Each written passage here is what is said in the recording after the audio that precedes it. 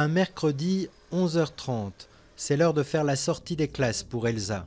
Objectif, une séance de casting sauvage pour le film Les Deux Fils, premier long métrage de Félix Moati. Je suis en recherche d'un adolescent fait de 13 ans pour jouer le fils de Benoît Poulvorde et le frère de Vincent Lacoste. Dans sa ligne de mire, 2 collèges du Pré-Saint-Gervais en proche banlieue parisienne.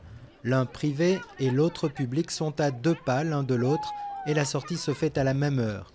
Elsa n'a donc que quelques minutes pour repérer les bons profils.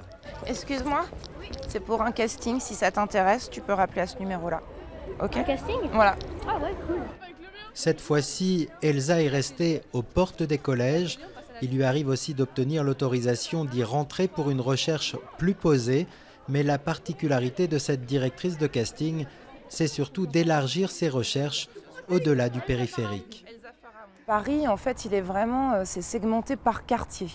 Il y a des quartiers blonds, il y a des quartiers noirs, il y a un quartier juif, il y a un quartier asiatique. Quelque part en banlieue, en fait, sur des beaucoup petites surfaces, en fait, tous les profils sont représentés.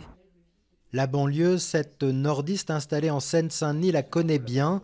En plus de 20 ans de métier, elle a déjà trouvé ses premiers rôles pour une bonne 50aine de films, dont plus de la moitié qu'elle a déniché en banlieue, comme Rod Parado, César 2016 du meilleur espoir masculin pour La Tête Haute, découvert dans un centre d'apprentissage à Gennevilliers. Je suis sortie parce que la prof m'a saoulé, c'était la pause, j'avais envie de faire. Pardon, la prof vous a quoi ? Elle m'a saoulé.